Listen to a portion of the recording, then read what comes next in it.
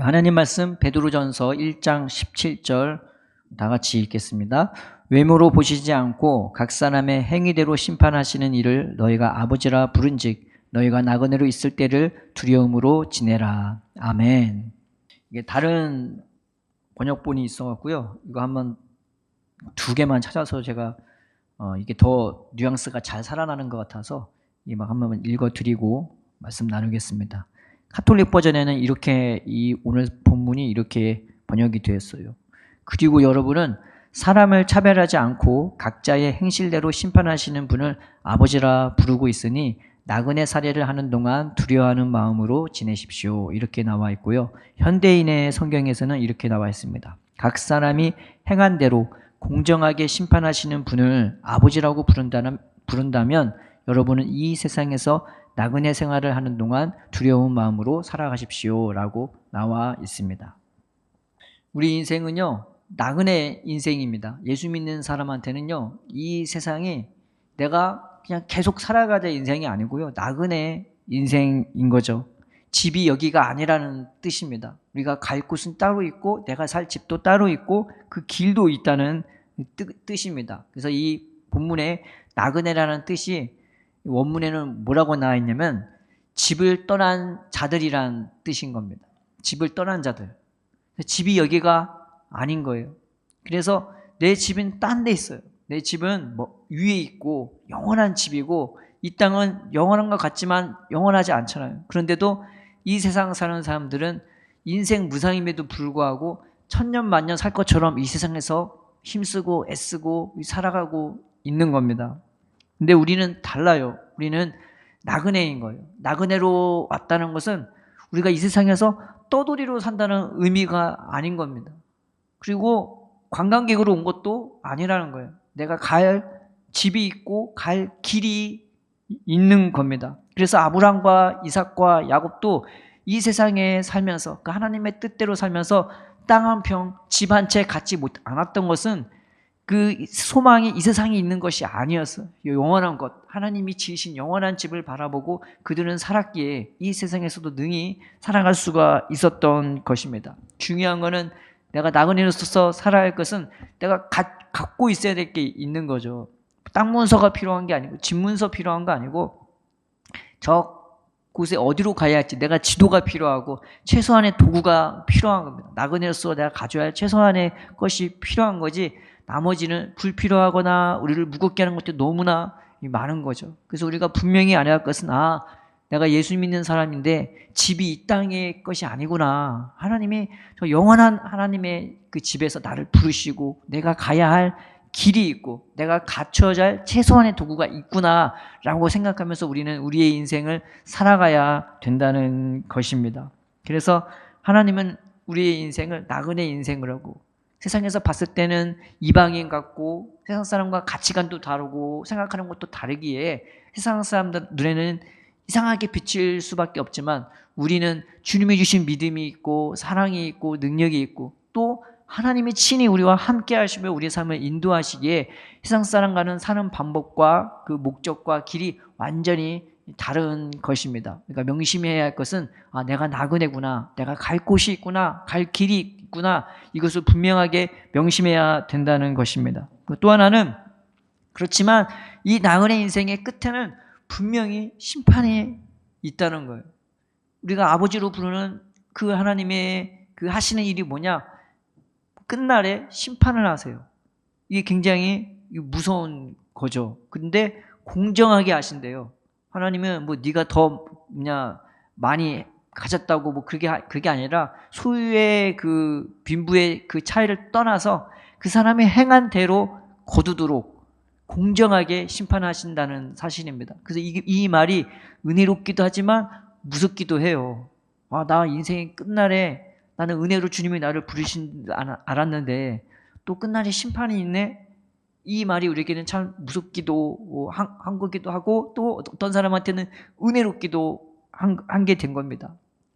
내가 뿌린 대로 거두는 거구나. 내가 뭐 많이 갖고 적게 갖고 그게 문제가 아니라 오늘 하루의 삶을 내가 어떻게 살아가고 어떻게 뿌리고 어떻게 거두는지가 이게 심판날에 그게 그 잣대가 되는구나 라고 생각이 되면요. 인생을 그냥 생각 없이 살 수가 없는 것입니다. 그래서 내가 뿌린 대로 거둔다는 사실을 우리를 깨닫고 경각심을 가져야 되는 거죠. 그래서 그 하나님 앞에서 살아가야 되지만 한 가지 우리가 안심해야 되는 것은 뭐냐면은 그 하나님이 우리의 아버지라는 사실입니다. 아버지는요, 자녀에게 말만 턱쥐고 너 똑바로 안 살면 막 투두를 패고 그런 게 아버지가 아닙니다. 아버지는 그 자녀를 위해서 정말로 사랑하고 자기의 최고의 것을 주기를 원하고 최선을 다해 주고 자기가 줄 수 있는 대로 다 도와주고 서포트해 줄 수 있는 게 이게 아버지라는 사실인 거예요. 하나님은 우리의 아버지라는 사실을 우리가 알아야 됩니다. 명심해야 됩니다. 나를 도와줄 수 있는 분, 나를 바른 길로 인도해 주시는 분은, 그러나 내 존재 자체로 나를 너무나 사랑하고 아끼는 분이라는 사실을 깨닫고 내 나그네 인생길 늘 하나님을 나의 도움으로 삼고 나의 의지로 삼으면서 하나님 나를 바른 길로 인도해 달라고, 내가 제대로 이 나그네 인생길을 살아갈 수 있게 해달라고 우리가 주님 앞에 기도하고 간구해야 되는 것입니다. 하나님은 우리를 도와주고 싶어하고 내가 입을 벌려서 도와달라는 말을 듣고 싶어 하시고 이거 달라고 하는 거를 하나님은 정말 듣고 싶어 하십니다. 그 주님을 늘 가까이 하고 부르시면서 이 나그네 인생을 주님의 도우심으로, 우리 주님의 능력으로, 주님의 그 지식으로 바르게 인도받는 저와 여러분 되기를 주님의 이름으로 축원드립니다. 또 하나는, 그렇지만 이 나그네 인생길 아버지가, 하나님이 내 아버지가 되시고 내 인생의 주관자가 되시고 내 간구와 기도에 늘 응답해 주시면서 나를 바른 길로 인도해 주시지만은 우리가 가져야 할 게 뭐냐면은 두려워할 줄 알아야 한답니다. 나그네 인생길에서 우리가 두려워할 게 있어요. 그게 뭐냐면은 내가 길을 잃을까 두려워할 줄 알아야 되는 거예요. 인생 살다 보면 내가 길을 잃을 수가 있어요. 내 목적지가 어딘지를 잃어버릴 수가 있어요. 아니면은 내가 누군지를 잃어버릴 수가 있어요. 내가 하나님 자녀고 하나님의 갈 집이 있는데 이 목적지도 잃고 내가 왜 사는지도 그 목적지를 잃고 하나님의 누군지도 전혀 무감각하게 살아갈 수가 있고 길과 목적지도 모른 채로 그저 하루하루를 살아갈 수가 있는 것입니다. 그래서 우리는 내가 하나님 길을 잃지 않게 달라고, 내가 길을 잃을까 늘 두려워하고 조심하면서 하루하루를 또 살아가야 되는 거죠. 또 하나는 은혜를 잃을까 두려워할 줄 알아야 되는 겁니다. 은혜를 너무 가볍게 여기거나 또 악용하는 사람이 있어요. 하나님이 내게 주신 은혜를 너무나 쉽게 까먹는단 말이죠. 내게 집문서 로또 하나 당첨된 복권이 있으면 그거 내가 얼마나 애지중지 간직하고 있겠어요. 가슴이 두근두근 거리면서 이거 어떻게 숨길까, 이거 어떻게 은행에 갈까, 아마 그 걱정부터 우리는 할 거예요. 그 가지고 있다는 것 자체로 가슴이 막 흥분되고 심장이 터질 것 같고 이거 갖고 저 은행에 어떻게 갈까, 막 그런 걱정부터 우리는 할 거란 말이죠. 그런데 우리는 하나님이 주신 은혜는 너무나 쉽게 홀라당 잊어버려요.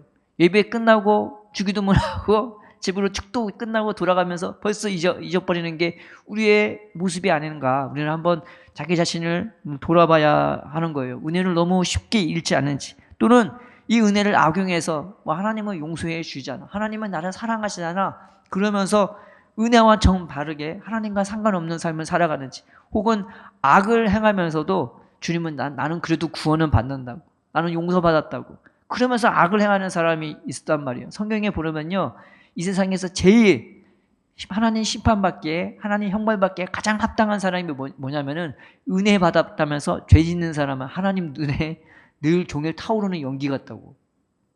그런 사람은 하나님은 정말 싫어하십니다. 그 사람이 하나님께 버림받았다는 가장 큰 증거가 뭐냐면 나 구원받았다고, 은혜 받았다면서 죄 짓는 겁니다. 은혜는요, 자기 모습을 보고 부끄러워할 줄 알고 회개할 줄 알고 자기를 늘 돌아보면서 하나님, 내가 오늘 하나님의 은혜로 제대로 더 살게 해달라고, 어제보다 오늘이 낫고 비록 오늘 내 부족한 모습이 나타날지라도 내일이 더 나을 수 있음을 믿고 하나님 나를 붙들어 달라고. 이게 진짜 제대로된 은혜인 겁니다. 나는 구원받았어, 나는 하나님의 자녀야 하면서 막 죄짓는 게, 그거는 이미 지옥 갈 사람들이 행하는 말투고 행동이고 태도인 겁니다. 우리는 조심해야 돼요. 내가 은혜를 잃어버릴까, 혹은 은혜를 악용하고 있지는 않은지, 또는 내가 하나님 말씀대로 산다면서 내가 하나님 자녀라면서 하나님 은혜 받는 거나 그 길을 가는 데 있어서 게으르거나 핑계대거나 변명하고 있는지 아닌지 자기 자신을 두려워할 줄 이제 알아야 되는 겁니다. 또 하나는 세상을 너무 우습게 여기거나 세상을 너무 만만하게 여기는 것, 그것도 우리가 조심해야 되는 겁니다. 세상에는 수도 없이 많은 유혹이 있고 또 여러 가지 많은 걱정거리를 우리한테 갖다 줘요. 여러 가지 우리한테 두려움을 줘요. 그렇게 살면 안 돼. 그거 준비 없이 살면 안 돼. 보험 안 하면 안 돼. 저축 안 하면 안 돼. 집 없으면 안 돼. 노후 준비 안 되면 안 돼. 틀린 말은 아닌데 뭐 이런저런 염려, 근심, 걱정, 내 생각과 마음의 무기를 초월해서요, 내가 막 다가온단 말이에요. 세상엔 그런 끊임없는 우리 눈과 귀와 마음을 빼앗는 너무나 많은 것들이 가득 차 있어요. 그래서 내 눈을 뺐고 귀를 뺐고 마음을 뺐고 생각을 빼앗고 내 사상, 태도, 가치관까지 다 바꿔버려서 어느새 하나 되면 없어져 버려요. 그냥 현실적인 것만 딱 붙잡고 그렇게 살아가는 인생으로 전락시켜 버리는 것입니다. 성경에 보면은 너희가 세상으로 분주하게 돼서 마음이 내게로 떠날까 너희가 조심하라고 예수님은 경고해 주셨습니다. 그런 것들이 우리를 막 복잡하게 만들고 하나님을 의지하게 만드는 것이 아니라 떠나게 만드는 경우가 많이 있기 때문입니다.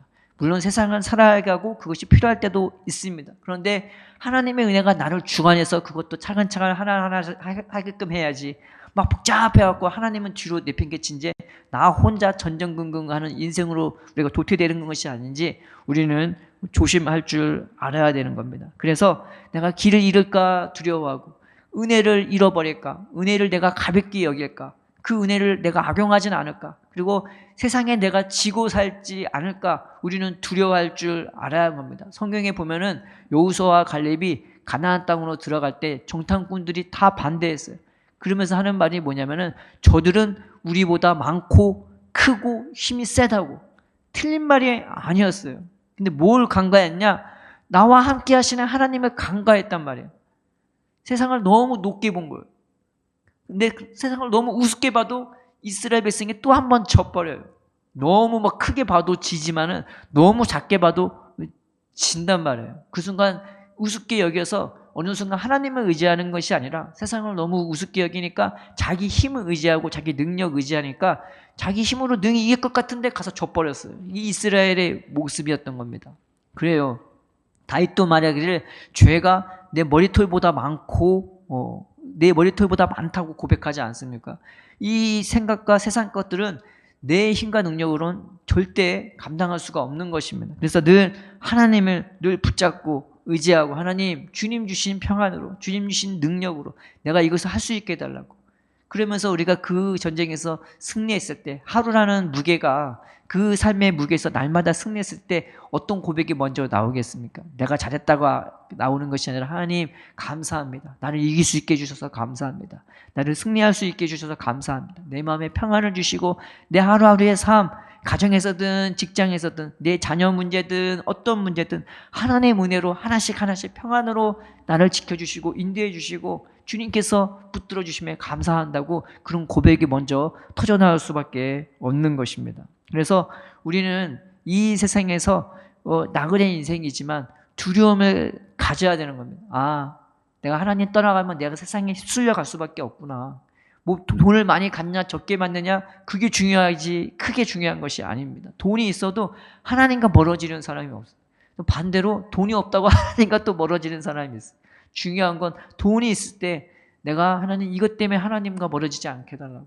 내가 내 길과 내 갈 곳을 잃어버리지 않겠다. 내가 나그네 인생인 걸 깨닫고 세상 사람처럼 내 가진 것, 내 능력에 붙들려 사는 사람이 아니라 오늘 하나님의 은혜로 살 수 있게 해달라고. 또 내가 없을 때도 내가 그거 없다고 낭망하고 좌절하지 말게 해달라고. 오늘 그래도 나를 더 사랑하시고 더 아끼시는 그 하나님의 은혜로, 하나님의 도움으로 내 나그네 인생길을 하루하루 저 하늘나라를 향하여 한 발 한 발 나갈 수 있게 해달라고 우리는 주님 앞에 의지하고 기도하고 간구해야 되는 것입니다. 그래서 이 나그네 인생길 우리가 살아가되 하나님의 아버지를 붙잡으면서 이 세상의 두려운 마음으로 하루하루를 살아가되 어떻게 살아가야 되느냐. 그 끝 단어가 제일 중요해요. 지내다라는 말이 있죠. 맨 끝에 보면 지내다라는 말이 있어요. 두려움으로 지내라. 우리가 딱 봤을 때 이 단어가 그냥 두려움으로 살아라. 없어도 두려워해라 뭐 이렇게 해도 무망한 있어도 없어도 되는 그런 단어인 것처럼 착각할 수밖에 없는데 번역이 그렇게 돼 있기 때문입니다. 근데 제일 중요한 거는 이 지내다라는 말이 굉장히 중요한 포인트가 되는 말이에요. 이런 비슷한 말이 갈라디아서 5장 16절에 있습니다. 그 말이 뭐냐면은 성령으로 행하다라는 말인 거죠. 여기서 행하다라는 말은 이제 페리파테우라는 헬라어 단어인데 걸어다니다, 살아가다, 따라다니다, 따라가다, 동행하다, 교제하다라는 뜻인 겁니다. 그러니까 성령으로 행하다라는 것은 성령님과 내가 개인적으로 이렇게 친밀하게 행하는 것을 이렇게 말하는 거예요. 이게 이제 지내다, 행하다, 갈라디아서 5장 16절에 나온 말씀인 것입니다. 주로 내가 개인적으로 예수님과 그리스도와 같이 살고 행하는 것을 말하는데 주님을 따라가는 생활, 주님과 동행하는 생활, 그리고 주님과 교제하는 삶을 총칭해서 하는 말이 이 성령을 따라 행하다라는 말인 겁니다. 이제 근데 오늘 본문의 단어는 그 단어가 아닌 거예요.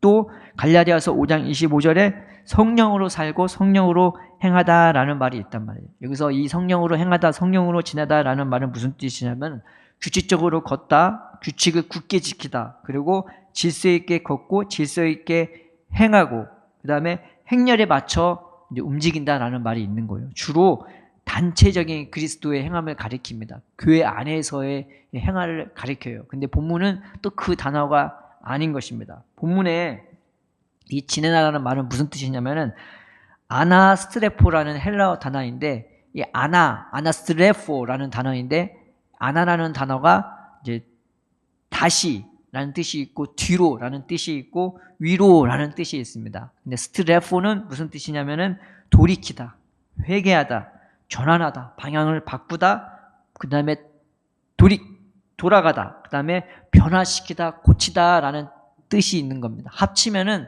내가 끊임없이 다시 새롭게 되고 변화되고 고쳐나가고 돌이키고 위로 향해 가는 거고 그냥 예전 생활과 다르게 방향을 바꿔서 이전 삶과는 완전히 다른 삶을 살아가는 거예요. 그리고 그 위를 향해서 내가 전심전력해서 달려가고 행하는 것을 가리키는 굉장히 역동적이고 의지적인 표현입니다. 그러니까 두려워해서 두려움으로 지내라, 두려움으로 살아라 이런 뜻이 아니라 두려움으로 위를 향해 너희가 전심전력으로 달려가라는 굉장히 역동적인 말씀이 되는 것입니다.